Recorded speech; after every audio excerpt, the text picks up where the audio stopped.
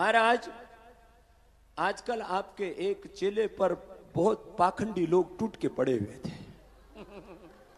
बोले ये भगवान की कृपा क्या, ये बालाजी की कृपा क्या है। मैंने कहा बालाजी की कृपा क्या है, यदि ये बिना आंखों के देखनी हो तो पूज्य राम भद्राचार्य जी में देख लो। ये हनुमान जी की कृपा, राम जी की कृपा। सनातन संस्कृति का चमत्कार क्या है कि एक व्यक्ति जिसकी बाहर की आंखें नहीं और कैसे अंतः प्रज्ञा खुलती है, क्या रितंबरा मेधा होती है, क्या वो ईश्वरीय अनुग्रह अनुकंपा होती है। और फिर मैंने कहा आपको बाहर की आंखों से देखना हो तो फिर पूज्य महाराज जी के शिष्य हमारे राम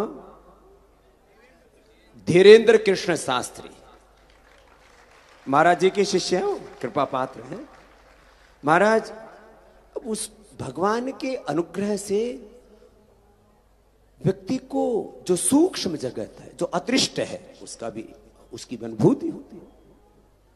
और लेकिन ये विशुद्ध रूप से गुरु कृपा और भगवत कृपा से होता है। और धीरेन्द्र कृष्ण शास्त्री जी एक गुरु की कृपा, भगवत कृपा के कारण से बालाजी महाराज जी की कृपा होते। मेरे से बोले महाराज जी कहते हैं कि ये भूत प्रेत भग जाते हैं। मैंने कहा भाई भूत पिशाच निकट नहीं आवे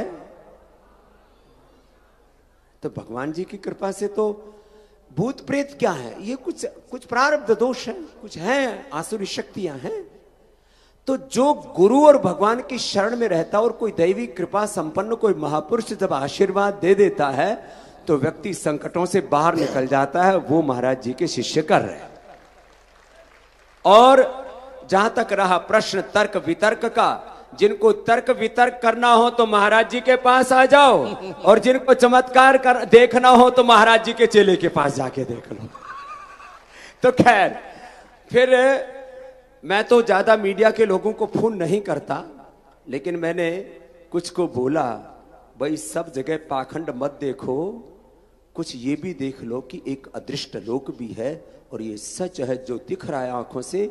ये तो 1% लोक, अदृष्ट जो है 99% है। देहवाव ब्रह्मण रूपे मूर्तम च यत् ब्रह्म वदन्ति। और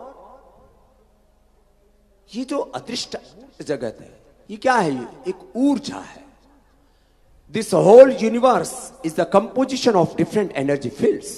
और वो ऊर्जा जो तरंगे हैं वो गुरु और भगवत कृपा से आपको कोई मिल गया, ईश्वर की कृपा। बाकी तो सबको भगवान ने मनुष्य का जन्म दिया है, यही भगवान का कितना बड़ा अनुग्रह है।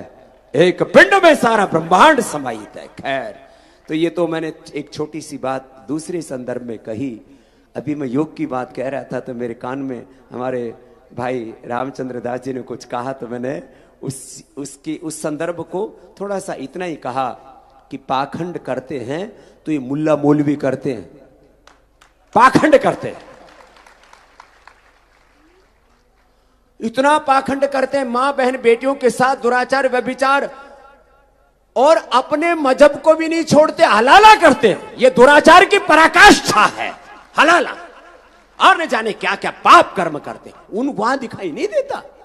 और ये जो इस्लाम वाले और ये ईसाइयत वाले तो हद ही कर देते हैं। कुछ अपने जो है प्रशिक्षित चेलों को मंच के ऊपर लेके आएंगे, हाउ करते हुए उनको लिटा देंगे। और जो है बोले वो ईसा मसीह की कृपा आ गई है, ईसा मसीह की कृपा आ गई है, और वो एकदम लटालट पढ़ते हैं। लेकिन अभी हमारे महाराज जी के शिष्य ने